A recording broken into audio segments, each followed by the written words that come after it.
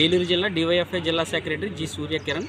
ఏదైతే జంగారెడ్డిగూడెం మండలం మైసన్నగూడెం గ్రామంలో సర్వే నెంబర్ 103లో గల నూకాలమ్మ చెరువు 13 ఎకరాల 40 సెంట్లు భూమిని నీటిగట్టు సంఘం పేరుతో 10 లక్షల రూపాయలకు అక్రమంగా సాగు చేసుకుంటున్నారు. చేపల చెరువుకి వేలంపాటకు కట్టా రాంబాబు అనే వ్యక్తి శ్రీనివాసపురం గ్రామస్తుడికి ఇచ్చారని చెప్పి గత ఎంపీడీఓ గారికి, అలాగే మండల రెవెన్యూ వాళ్ళకి కానీ, ఇరిగేషన్ ఆఫీస్ గారికి కానీ మేము ఫిర్యాదులు ఇచ్చినప్పటికి కూడా ఇంతవరకు పట్టించుకోలేదు. కనీసం ఆ అమౌంట్ని కూడా రికవరీ చేయకోకుండా వాళ్ళ సొంత ప్రయోజనాలకు వాడుకున్న నీటిగట్టు సంఘం వాళ్ళతో ఈ రోజునటువంటి ఉన్నటువంటి కేవీ ప్రసాద్ గారే కానివ్వండి, అక్కడ ఇరిగేషన్ వాళ్ళే కానివ్వండి, వాళ్ళతో కుమ్మక్కయ్యి ప్రభుత్వంగా జరిపి వేలంపాట జరిపేందుకు అడ్డిచ్చేలాగా అటు నుంచి ఇరిగేషన్ డిపార్ట్మెంట్ నుంచి ఇక్కడ ఎంపీడీఓ ప్రసాద్ గారు కూడా నోటీస్ ఇవ్వడం జరిగింది పంచాయతీకి అని చెప్పి మాకు తెలియజేశారు.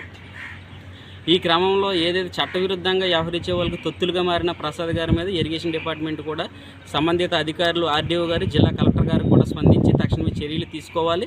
చట్టవిరుద్ధంగా వేలంపాటకు అడ్డుకుంటున్నటువంటి ప్రసాద్ గారు ఏ రకంగా నోటీస్ ఇచ్చారన్నది కూడా మీరు తక్షణమే దీన్ని ఎండాస్మెంట్ ద్వారాగా మేము ఇచ్చిన ఫిర్యాదుకి ఎండాస్మెంట్ ద్వారాగా ఎంఈఓ ప్రసాద్ గారు మాకు సమాధానం చెప్పాలని చెప్పి డిమాండ్ చేస్తూ ఉన్నాం.